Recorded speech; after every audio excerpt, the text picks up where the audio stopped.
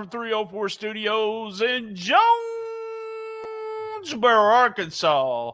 This is an STSPOD.club production. How you doing, Lance? I'm right here in the Pearl Milling Company Pancake Studios in Chicago, formerly known as Aunt Jemima. We can't say that anymore. That's wait. incorrect. Yeah, that's right. Wait, what did I do, man? I've always give you a big introduction. I almost forgot. So here we go. Let's start over. I was waiting. All right. Thanks to everyone for joining us again on Wednesday at noon. We had a big response. I guess people are having lunch and they're watching lunchtime. We appreciate it, guys. All right. Home of the Cane City Cougars, the Windy City Thunderbolts, and the WNBA champion Chicago Sky. He is the snark of excellence. My partner in crime, he is Lance LeVine. That's LEVINE. Because I'm classy like that. I think you meant the Kane County Cougars, but that's okay. I know it's the Cane City Cougars. Is what they Kane said. County. No, Kane County Cougars. Oh, really? So, okay. Yeah, it's like the Cubs AAA team or something like that. Yeah. I looked up some AAA teams. I love those names, man. They always say the Thunderbolts. Come on, and they do the wiener races in the outfield and stuff, the sausage races and stuff. I know you're a big fan of the sausage. Well, races. I love wiener races. I do that on Friday nights. Usually Friday nights about 7:30. I can't breathe. I got a couple of things I want to say. Some business to put over. Last year, we thank everyone, 189% increase year to year. Woo! By the way, already in January. In January, man. We've already got as many listens as we did last January. No way. Right now. That's incredible. Thank you guys. So for December, listening. listen to this. 566%. So 5 times the amount of last December listens. Wow. And it's the biggest month ever. Thank you. Lance and I cannot thank everyone enough for listening.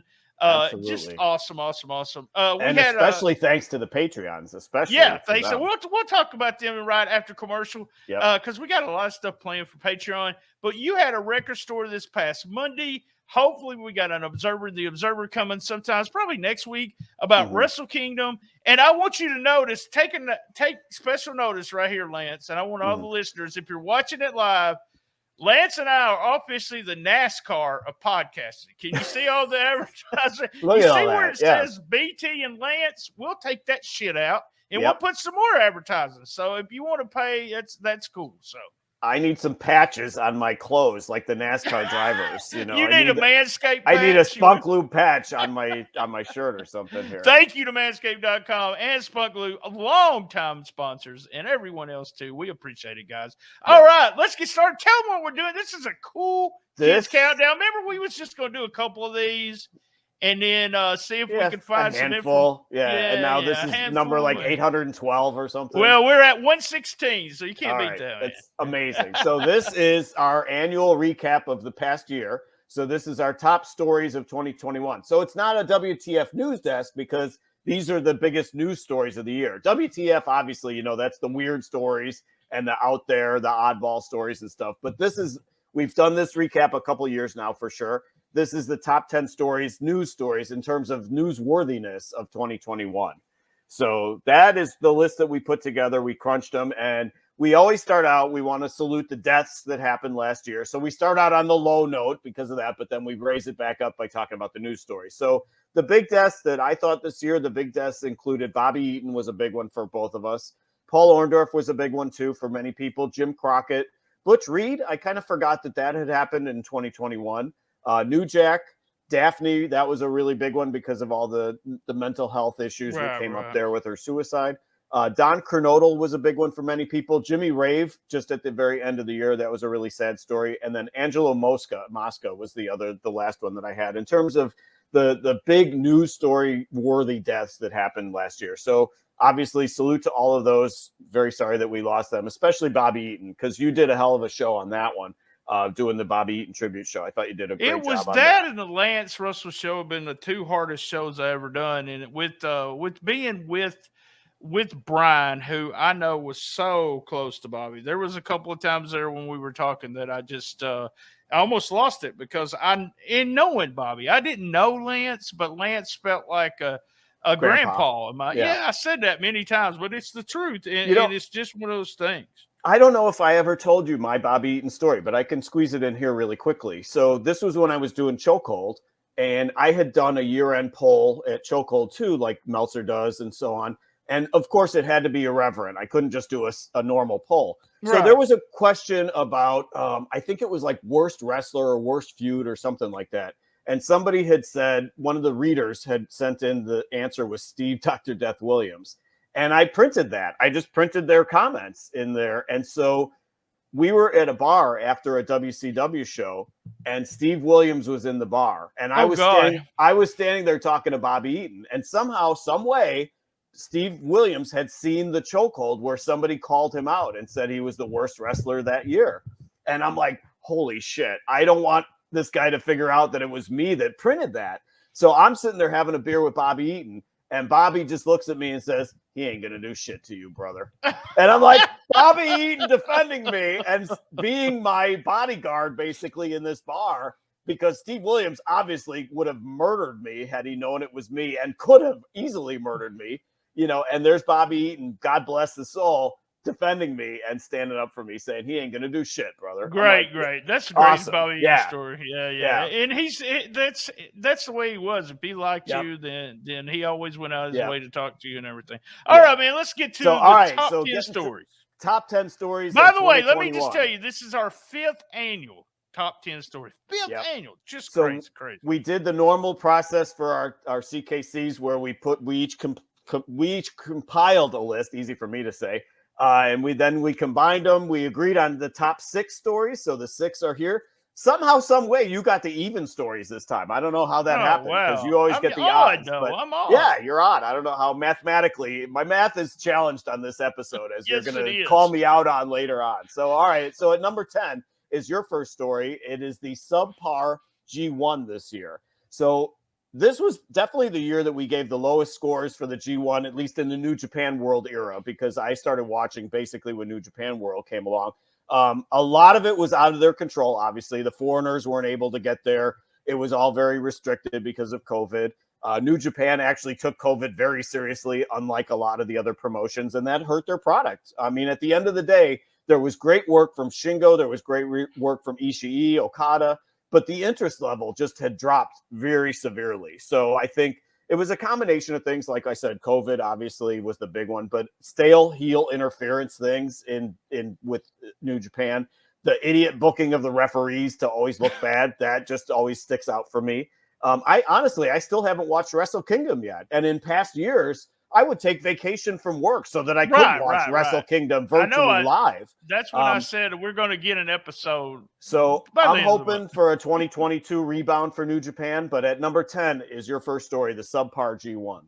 I think it's, in them having a rough year, not only me or you, but fans in general. If you see the interest, or you see the people that vote in the Observer, that gives you the smart fans' interest in what's going on, which sometimes leads to, when Jericho did the first match, the interest was huge there and continue to be there. The interest with me, you actually sent me an email when I sent you the schedule for January, and you said, where's our Wrestle Kingdom show? Right. Have you lost? And I'm just like, I totally forgot. And it's because I always think of the G1 for me, and probably you too, is kind of the start of the year. Not Wrestle Kingdom, but it is the G1 or the end of the year. Put it that way. I usually get the G1 blues is what I call it. I'm tired of watching wrestling. This year I didn't get it because I didn't watch that much. Yeah. And what it is with New Japan right now with me, and you touched on it, but it's nothing to do with the quality of the talent. It's just there's no interesting matchups. Everybody's wrestled everybody. And there's nothing we can watch great matches on TV every week. But the idea is there's a lot of guys that if you mix it up with AEW, I'll go right back to watching, because you get, Okada against Christian or caught against anybody. Yeah, What I'm the saying dream is, matchups that we always a talk bunch of about. dream matches. But now there's no dream. There's nothing I want to watch on New Japan. And we will do be a Wrestling Kingdom and see what Meltzer thought about the show. We like to do Observer and Observer because there's so many matches. Yeah. We don't analyze it as much. We just look at it and say, "Did you agree with him? Did you agree with Yeah. him?" So that was number 10. Yep. So number 9 is my first one. So it's the WWE move to Peacock, moving the network to Peacock in a $1 billion deal for WWE. So it was a big deal just because it further lined their pockets. So they could, honestly, I feel like they could care less about providing compelling product that's addictive storylines that you must see. I feel like the move to Peacock and yet another $1 billion in their pockets makes it even less concern on their part. So honestly, for me, it was harder to navigate on Peacock. There's less content that was on the network that's on Peacock. Although there's some other cool stuff on Peacock, I will say that. There was that John Gacy documentary that was fantastic, and I'm sure The Office is on there. They got a brand. If you're an Office fan, we talked about it before.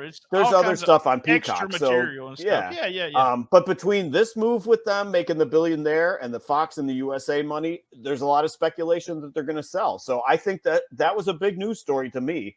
The network moving over to Peacock and making them $1 billion in the process. We talked about this. I've talked about it with the Rhino and you. WWE has went from business to consumer to business in the sense that they're making money and they're providing content. And whether you believe it or not, some people don't believe what I'm saying. And you can see it. You just said it. They're not worried about the storylines, the blah, blah, blah. If they're getting a certain amount of people watching it and they're making money no matter what. And so that's what's going to happen. Also on Peacock, King of Queens, every freaking episode. And it's not on any other streaming service. So it will worth Peacock.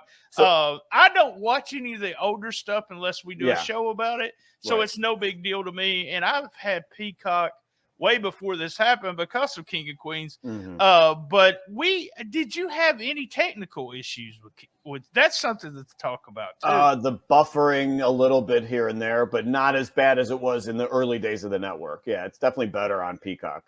I didn't have any problems with Peacock, but I do watch the show afterwards, so that might be a plus for me. So, I mean, it's just like I said, the problem as far as what you just said about the content, the problem is for us fans that do care about the product and want to see compelling product, that's what's turning people off even more to WWE because they're just not getting that compelling product because obviously the company just doesn't care as much. So, all right. Number 8 is what we're talking about. is your next one. So it is the AEW pay-per-view quality versus the WWE pay-per-view quality, or as they are now known, premium live events, not pay-per-views any longer as of this past weekend. So I firmly believe that AEW pay-per-views top each one. As each one happens, it's better than the last one. And they're just on an amazing roll as far as product goes, product quality. All Out, Double or Nothing, Full Gear, all amazing shows. So they keep giving us, and I know we've talked about this before,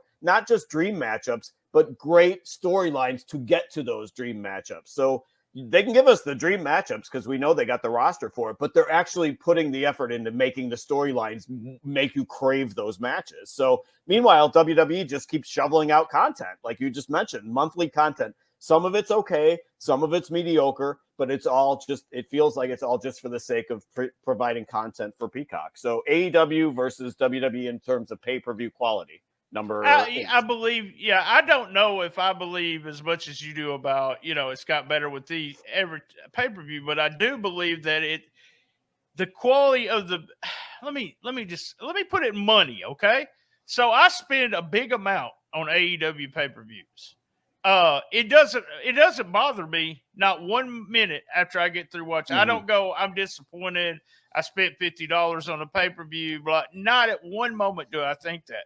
And I think if I was paying that much for a WWE pay-per-view, you sent me any interest in this. We were talking about the first pay-per-view of the year. One. Any interest? I was like, maybe 2 matches. I still haven't watched anything about it. Here's something that it was a terrible card. It was a terrible card. So you would have been pissed had you paid for that card. Right. But the way it's set up, it's already paid. Here's something we don't think about it, which I was going to mention during number 9, but go ahead. And we're talking about the same thing. But they're saying there may be 3 to 4 times as many people now watching pay-per-views as they were on the network on Peacock because of so many people subscribing and everything. It's been a plus, but they're still not putting anything interesting. And I haven't come back to WWE, and I'm not the only one. Now, WWE is still, when it comes to total audience, is 2 to 3 times more than AEW. I think part of the pay-per-view at the front was we really want to get behind the underdog. Now we're expecting a great pay-per-view, and we even do a show on every pay-per-view. We would never do a podcast on every WWE pay-per-view. I don't think we have yet to the date. So except for WrestleMania, we do the Mania. Yep. Yeah. The top 10 takeaways. So all right, number 7 is my final one before our list merge. So at number 7, I have the COVID effect on wrestling in 2021. So the Thunderdome leveled off WWE's ratings tanking. They were in a free fall in the ratings, and the Thunderdome at least leveled that off and flattened it. AEW stayed at Daly's Place in Jacksonville the entire time for the most part. There were many COVID test failures in both groups. The testing for them just wasn't, for either group, wasn't really taken seriously like it was with New Japan and ROH.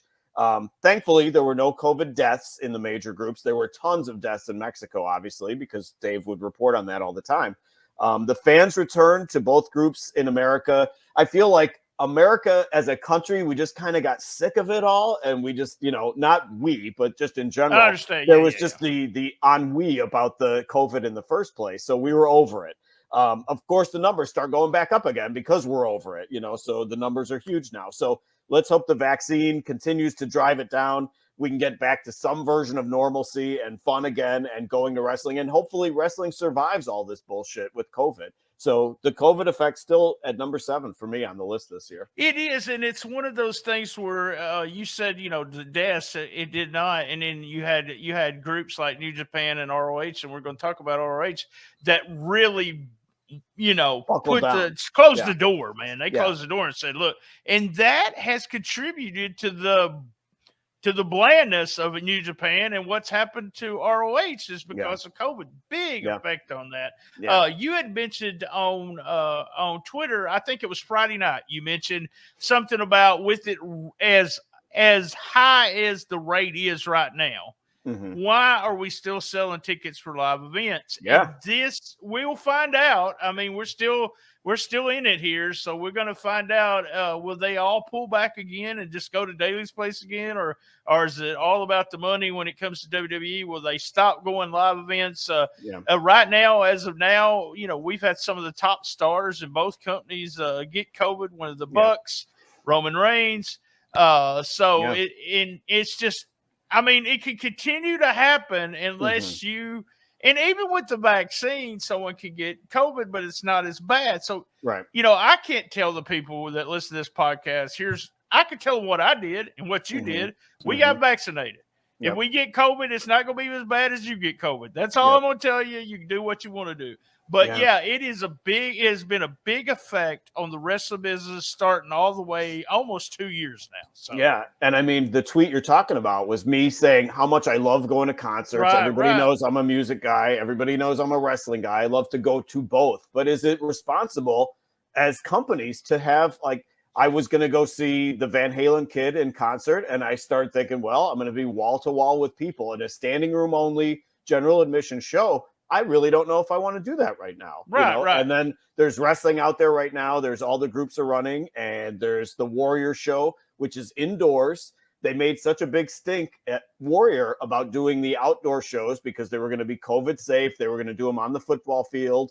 They were at the front end of, any kind of prevention of COVID and distancing and so on. And now they've moved indoors and they're going all full on with the show. And I'm like, I don't know if that's responsible right now. You said something that I really think that, and it wasn't only, I'm not going to blame everybody for this, but it was kind of me too. I've only been out one time without my mask during all this.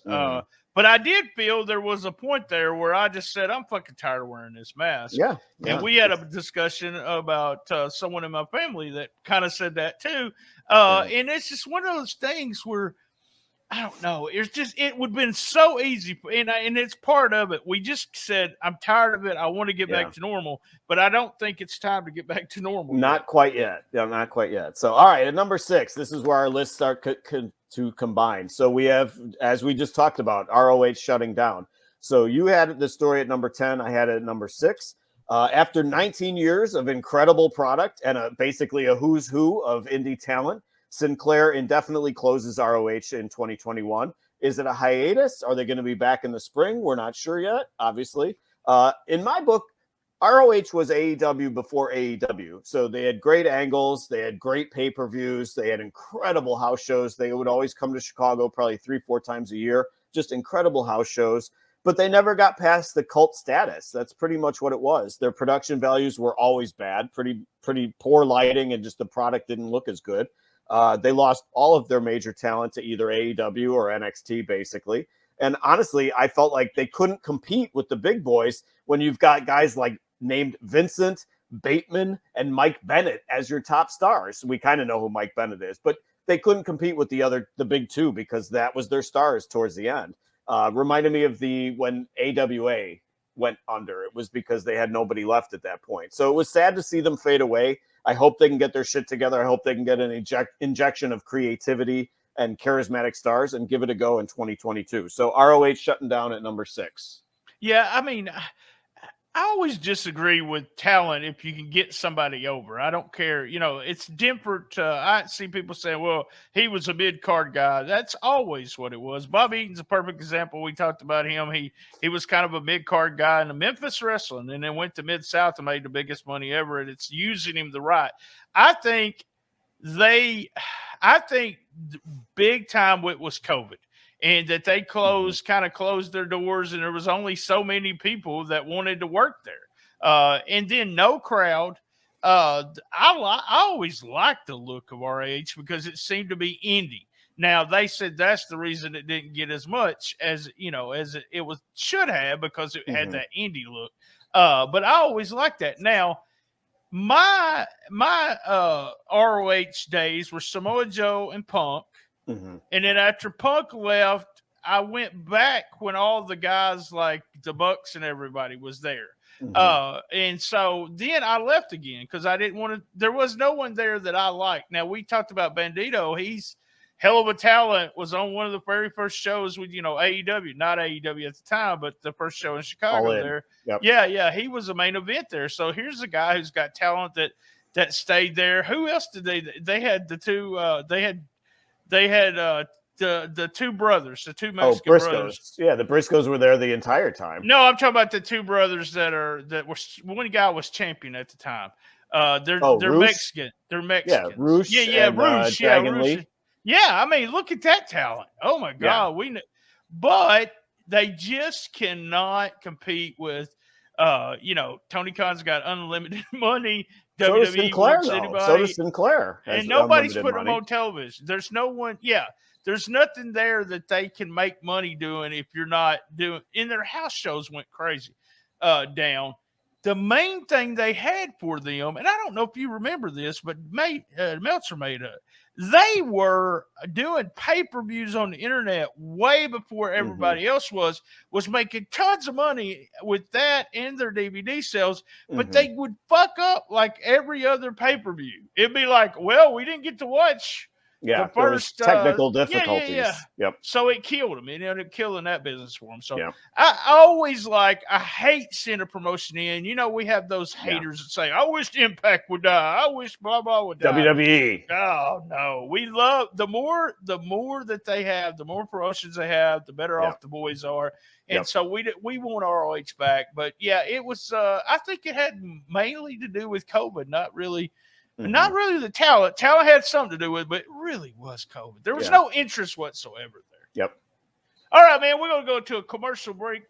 And when we be back, Lance, 5, 4, 3, 2, and 1. All right, we're back. Real quick, we had a Patreon release today. Cassette Wrestling News episode. Cassette Wrestling News, 34 years old. Wow. Cassette that I put on. It is with Owen Hart, an interview with Owen Hart. It will drop on the main feed on the 26th. So if you are a Patreon member, you get it 2 weeks ahead. And it's just, I sat and listened to it, and I've listened to it 3 times, and it's just weird because number one, Owen has passed away, but also knowing it was so many years ago, and it's a shoot interview. 34 years ago, he's talking to this guy, Jeff Osborne, who did Cassette Wrestling News, and we had very few guys that would talk to us. We did have guys that would talk to us, but off the record. Yeah, but this was on the record. We have one with Dennis Carluzzo coming up. We have one with Eddie Gilbert coming up, which is really good. Really quick on Patreon, it went up to $5. If you're the dollar tier, you can stay at the dollar tier. You're grandfathered in. But if you up your pledge to the new $5, I'll give you 2 spins on the wheel. Any new Patreon members. So look, if you think Owen Hart interview will be worth it, you can get 2 spins if you join. But you have to stay a current member. So in January, you'll get a spin, but you have to be a member in February also. We're not going to have somebody get 2 spins and just win the prize and leave. So you have to at least do 2 months. It's only $5. We got a lot of stuff planned. I've got a kind of a shoot. It's called Shooting Star with Dustin Starr. We're going to talk about behind the scenes with the way he started Memphis Wrestling, and he's got all kinds of fun stories that anybody that watches wrestling, you don't even have to watch Memphis Wrestling. Let me tell you, the Boogeyman story that he has is so good that it's worth the $5 all year long. Let me just tell you that. I just want to say, I can't say a word. It has to be on but you get it almost a month ahead. Now we're doing Cassette Wrestling News 2 weeks ahead. So it comes on Patreon. 2 weeks later, you get it on the main feed. So man, $5. All right, I'm done. I'm done shilling. I'm done. You said that show was going to drop, so I didn't realize you're an insider using terms like that. I did. I am. It drops on the main feed. It's going to drop on the main feed. Today. Right. So we had 2 shows coming out today. And $5, no matter what, $5 less than a drink at Starbucks. That's all I got to say. And tell you, if they subscribe for $5 on their anniversary, we send them a STSPOD.club T-shirt. Yeah, those record store shirts are flying. So get those record store shirts. So, all right, at number 5, back to the list. So this is number 5 is AEW says, give me your poor, your tired, your huddled masses in 2021. So I had the story at number 11, right outside my top 10. You had it at number 4. So apparently Tony Khan, or as we call him, TK, he can't say no to anybody except Big Swole. We've established that he can say no to Big Swole. So there was a year. That's for WTF next month. A year of unprecedented cuts in wrestling, which we'll get to. But AEW continues to just continue picking up the scraps, many of these guys, despite honestly only having 3 hours of actual TV a week. In my book, and I've said this before, Dark and Dark Elevation are completely unwatchable. It's a 60-second squash match format. Why do they need to sign Cesar Bonani, Matt Cardona, Big Show, Mark Henry, Tony Nese? Matt's not with them anymore. I know he's not. He was only there about 2 He was there briefly, matches. yeah. You love Tony Matt, Nese, don't you? Tony Nese is another one that they signed recently. Sure, take the Andrades, take the Ruby Sohos, Bryan Danielson, Red Dragon, Adam Cole. But now your roster is completely out of control. We've said it a number of times on our shows. So I say, TK, you need to be more discerning in 2022, my friend. So that is tired, poor masses at number 5. There's so many guys, and we went through. Both of us had a hard time with 2.0, not NXT 2.0, but 2.0, yeah. The guys have turned out to be entertaining. I think for me they are, and they're good, solid workers. But it's that level of guy that they have that.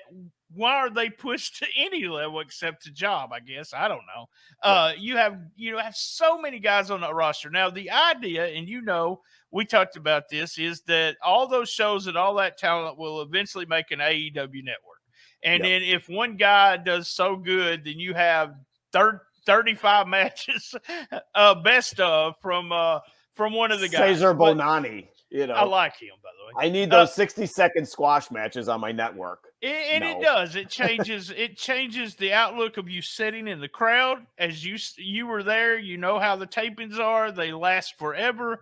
And it also to me, I've watched I've watched 5 matches from those shows, I think. It was a Moxley match against somebody. It was Serena Deeb and Sheeta had a match or somebody that I went out of the way to see. And then I don't know if I've seen anything else. And it's guys like, Big Show and guys like Mark Henry, which I personally, I'd probably hang out with these guys and like them. Yeah. Oh, yeah. But as talent, why? Mark Henry, I don't understand why he's not as personable. If you watch the Stone Cold interview he did with Stone Cold, it's so interesting. You're like, damn, that Mark Henry, man, he's interested. And then, not on this. It is time for the main event. And it's horrible. It is horrible. And so it's like he's doing a generic announcer is what it is. Yeah. But those guys and all the other talent too, it's almost like, I'm tired of seeing the WWE guys sign. I told you we're going to do a Cool Kids Countdown about the 10 guys that we want to see AEW take away from WWE, but almost all of them's gone already. They're back with the and everybody's saying, sign this guy. Sign. Now, they've had some good signs. I love Black. I love, there's tons of them, but come on, give it up. And I even saw something last week that said Tony has a big signing coming up, and I was like, "Oh my God, who's left? Dream signing." Yeah, I don't know. Anyway, all right. At number 4, you mentioned the it colors, a little bit. The colors. You foreshadowed it. It's NXT 2.0. Yay! So I had the story at number 7. You had it at 5. So pretty similar there. So they had lost the Wednesday Night Wars, so they blinked. They moved to Tuesdays. They moved NXT to Tuesdays, and then Vince bailed on it altogether. All the great things that Triple H had done, or as we call them, Trips, or H3. You might call them H3 because you're an insider too. They had done so much good stuff. The product was great. The takeovers were off the charts quality on the takeovers for the most part. But the IWC rips the plans for NXT 2.0. IWC rips it before it even airs an episode, mainly because of the color scheme. So that was completely idiotic. We already have mentioned that. So, but they've continued dropping all the veteran talent for the most part. They've decided to go completely young and unproven rookies on the show. Is the product worse? Yes, the product is worse. But it's not because of the goddamn colors. That's what I'm going to say. It's a long-term project for them to rebuild around all these young people. Will it work? Who knows? I doubt it, but they're giving it a shot. Braun Breaker is a great talent. He is the anti-Hook in my book. He is the guy that they're obviously building this whole thing around. But honestly, there's really not much else to watch on NXT 2.0. There's really not much else compelling, at least at this point. I do like watching that kid, but we'll see where it goes. It's definitely a drop-off in quality of the product on a weekly basis. But NXT 2.0 at number 4. I'm going to wait to judge this. I'm going to give it time. Is what I'm going to do. I watched the first show and said this, and after watching, the first big show there, not big show, but the big show that they did, Takeover. They didn't call it a takeover, did they? No. So War Games. Did not. There's nothing for me to return. Now, saying that, a lot of stuff, I quit watching NXT and just watched the TakeOver shows. The TakeOver show, quality-wise, with the new 2.0 was not the same quality match was. I understand why they did what they did, because really the old version wasn't working either. So you want to try to revamp and you get a new look. This is just typical of a big corporation that removes everybody that was there before and will put in new people and try to have something new. What will make it successful is if there's somebody, and they don't have that somebody yet, even though I'm a huge fan of Steiner, is if they have somebody that the WWE universe and wrestling in general actually just the next John Cena. All of a sudden they have the next John Cena. Then you have everybody going to watch that show. And it's not happening right now. Not to say it wouldn't, but I thought the big controversy with all the fans when really they got the same audience that they had before, so we didn't really lose anybody. So where's the outrage and the outcry, except for the colors? The colors. It's all about the colors. So, all right, at number 3, this is our controversial one here. So at number 3 is the return of CM Punk and Bryan Danielson. So you had that story at number 1. I had it. The reason that it didn't qualify as the top story is because I had them as 2 separate stories. I had Punk returning at number 3. I had Bryan returning at number 8. So because I had them as 2 separate stories, it's a math abnormality, I admit. Huge stories, both of them, huge stories. But the fact is, you put it as 1 story, I had it as 2. So anyway, both returns were huge. The stories leaked out going into both of the debuts. So it leaked out. It created the United Center in Chicago was a sellout. Literally being there, the ground was shaking because the crowd was so into it on August 20th. It was just an incredible atmosphere, great moment. One of those wrestling moments that I'll never forget, being there live when Punk came back after 7 years. He looked great. His wrestling's been okay. It's gotten better as it's gone along, but his talking has been phenomenal. The promos have been off the charts. But then Bryan came back at All Out on September 5th. So I'm lucky because AEW obviously loves Chicago, so I get so many opportunities. So Bryan had only been gone from WWE for a couple of months, but honestly, I find that this version of Bryan is my favorite version I've ever seen in his whole career of all the different, iterations of Bryan Danielson. These are the signings that you need to pull. These are difference makers. These are not your Tony Nese people. These are the ones you need to sign, CK. So CM Punk and Bryan Danielson returning at number 3. I thought it was huge, and that's the reason I had given it number 1 because of both of them. You made a note here that you probably Punk was was a bigger signing because Danielson had been working. I call him D. Bryan. So D. Bryan, I mean inside. D. Bryan. He had been working, so in Punk being gone, but the Punk episode being such a I don't know. You said wrestling moment. I think that's the right term there. I was emotional, and I was a big Punk fan. I already mentioned it earlier from Joe and Punk in ROH. I liked Bryan Danielson in ROH also, and thought that was a real good version. But always a fan of his. Always a fan of these 2 guys. Yeah. To watch them in AEW, we have so many dream matches. I liked the very first Punk match a lot better than you and your crew did. Meltzer gave it. Me and Meltzer pretty much agreed on it. I don't think part of the Punk thing where you said he's got better and better, I think part of it is that people haven't realized that Punk was a great worker, but he wasn't the style of AEW. I think that's the best way to say it. He's not the style. So it's not a WWE style. It kind of was, but it was that ROH, let's work really hard. Not let's don't do a bunch of spots. Let's do work really hard. So it's a different style. He's had some really good matches. Danielson he's always been good. And I've seen a bunch of people say this, and you just said this is probably my favorite version of him. I don't know if he's better, but man, I'm enjoying it because it's all the dream matches. I was tired of him in WWE. I mean, I watched all the stuff, I watched every Danielson match or AJ style match that I felt like I needed to watch when it came to people that they were going against. But I'm done. I was done with him in WWE.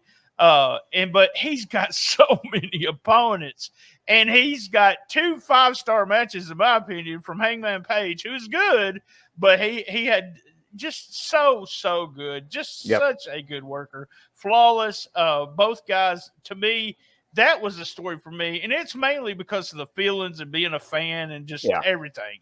That's why I got it number 1. Great to see them back and back there where they can both excel for sure.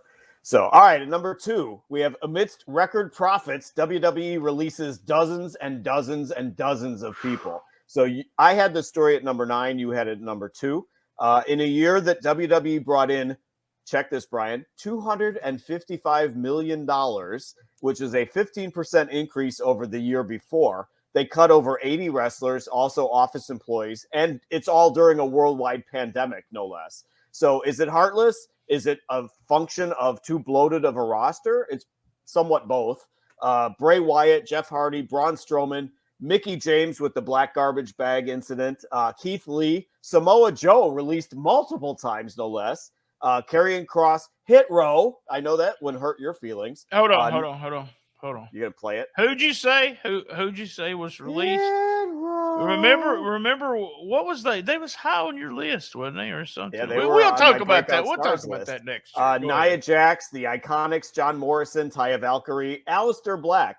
So yes, some of those people sucked, but like Nia Jax. But how do you botch Keith fucking Lee? Keith Lee is a bastion of charisma and work rate. So anyway, the company is just viewed very assholery because they did it during the pandemic. So just the mass 80 plus cuts during 2021 at number 2. This is what happened here. Okay, there's a new guy in town. He's the one looking at all the books. He has no NK. I think you're talking about NK, right? I'm talking about NK. He doesn't have any attachment. I guess that's the word. He don't have any buddies backstage. He looks at it as a pure business. If we get all black and white, we get rid of this guy, this guy, this guy, this guy. What are we doing with this guy? Well, hell, we can use Baron Corbin. He's just as cheap, and everyone likes Baron. But Keith Lee's being a bitch behind the stage. That's what we heard. What we heard. So we get rid of the hit row guys. Same thing. Why are we going to put up with somebody like that? And he looked at it differently. Now, in old school, a lot of people put up with shit. You hear about Enzo was horrible backstage. Blah blah blah. They put up with him for a long time. But this would have been. The time with Khan is that he would have just eliminated. He's eliminated all the troublemakers. Jeff Hardy had drug problems, which there's a conspiracy about that. We'll cover that on What the Fuck. That all of a sudden, all these guys, he's made Vince realize that you don't have to have all these people. You don't. You run your business. And you run your business with this amount of people. It kind of reminds me when on a very small scale, when I was in the pizza business, I ran it with X amount of people determined by X amount of pies. Okay. So we was going to do 100 pies that night. Then I could tell you how many people I needed and for how many hours. There was a science to it. And that's what he has done. Yep. We can run this, blah, blah, blah. And it also, there is a place there that they may sell. So where it looks better with this. I am not the guy that's outcry about releasing people. I've been with corporations. They have to you cannot have people on your staff that's not going to help you make money. Yep. It would be stupid to have 100 people working if you only wanted to make 3 pizzas. So they have to do that. To do that. So, but WWE's WWE. They've done stuff that pisses off a lot of people. But I mentioned they have 3 times the audience as AEW. They'll make 10 times the amount of money this year as the second promotion. So they're not hurting. And if they do sell, they look bad because they did it during the pandemic. I know. The other group didn't cut anybody except, like we talked about, her. So they just look bad by comparison. And these are favorite people that people love, like Keith Lee, Aleister Black, John Morrison. There's Jeff Hardy. So these are people that fans care about, and that's why they just take so much heat when they make these purely, like you said, purely business moves. Goes back to what I said earlier. It has nothing to do with the consumer anymore. It does not have anything to do with it. It's about the brand. The business. It's just about the brand WWE. It's not about Jeff They're Hardy. selling content. Yeah. Yep. So, all right. So we are at number 1, the most controversial top story. No, not really. It is Sasha and Bianca Belair headlining WrestleMania and then what happened in the summer. So I had it at number 4. It was my number 4 story. You had it at number 3. You actually had it higher than me. So that was the highest average score. So Sasha, Bianca Belair headlining WrestleMania. A great moment. I talked about moments earlier today. We did. We talked about this on the Mania show. Yeah. WWE for them, and it was so symbolic to have 2 black women headlining WrestleMania. And great drama to the match and a very good match. I mean, at the end of the day, it was a very good match. So it was completely a moment. They are so bad at developing faces. They're just awful at developing faces, but yet somehow, some way, they brought Bianca along perfectly, and she was connecting with the audience. They crowned her at WrestleMania. It was a great match. It was the right call to do it at that show. they didn't do much with her afterwards, and Sasha did her traditional Sasha Banks disappears after WrestleMania, takes the long sabbatical I'm for whatever surprised reason. she is still with them, if you want And to know so, the truth. but then they cut Bianca's legs out from under her in favor of the heel Becky Lynch at SummerSlam. In my book, a huge error in judgment on multiple levels. You hurt Bianca's momentum with that. Nobody wants to boo Becky Lynch. Nobody wants to boo her. Nobody wants her as a heel. It's very simple. You put them on separate brands as faces and you run with it. It's not fucking rocket science. It's not that difficult. You had Bianca on the upswing, becoming a huge star. You cut her off. You're turning Becky into a heel because maybe she wants to be a heel. She wants to have some fun being a heel. She's not bad at it, but she was connecting as a babyface. So anyway, number one story on the year, my book, was Sasha and Bianca headlining WrestleMania and then the fallout that happened afterwards. Number one for all, the combined total, that was the number one story. I gave you a lot of hell for that, but I talked about this on the Romania show. It was a tremendous story. I love the match. I love the emotion of the match, of her winning. Not a huge Bianca fan, but I see her as talent. And then the Becky thing didn't bother me as much. It did bother me when it happened. Now, I don't watch as much WWE as you do, but of what I've seen, it could have been corrected, even with the heel move, and her win the belt really quick back. All of that could have been corrected, but it's still being – they kind of screwed Bianca because she had such a good following, a good – the huge steam ahead kind of thing with her. Yeah. And it seems to have bothered her. I really believe you can get someone, no matter what happens, you can get them back over. But, man, it kind of hurt her. Becky, people don't want to boo Becky. I don't agree with you there. I think she makes a good bitch. And I think, Conor McGregor. She is acting out Conor McGregor, basically. Oh, is what she's I knew become. he was going to say that. When you say the asshole she's Irish being character. A heel. She's being a heel, by the way. She's channeling things that he says specifically. So I feel like who's writing she's her part, patterning herself after Conor McGregor. But like I said, she's doing a decent job with it, but she's just such a natural babyface after everything that she went through before she left with the pregnancy. But, I guess I really don't see that. I don't see that you can't. I see, because I truly believe you can have. There's very few people you can turn. I never wanted them to turn Cena. That's somebody you couldn't turn. And very few people you can't turn, put it that way. Never thought we could turn Hogan, but it was done so well that it did work. But Cena's one of those guys. There's, I think she could be either or, and I think she comes off, and even if she is getting all of Connor's material, she comes off as a true heel to me. I like her. I like her as a heel, but I don't watch enough WWE. But I do feel that Belair is just not what she was, and I hate that. That hurt her. And it'll be interesting to see if they do the same pattern with her now, and she wins the Royal Rumble, and then she goes to WrestleMania and challenges again. It'll be interesting to see if they repeat that, or if they just go a different route altogether, and she just becomes one of the guys, as it were. So, that's our top story. So. Great year, fun year, as always, fun year to cover. And thank you for giving me the opportunity to do it with you, sir. Right on. Guys, stay. If you're Patreon, we're going to do a real short honorable mentions. We got a couple honorable mentions we want to talk about. But, hey, I'm glad you joined us at noon on a Wednesday. Can you believe it? We got such a good audience at that time. We call it a nooner. I believe we call it a nooner. Oh, I'm told. Somebody did. Kayfabe.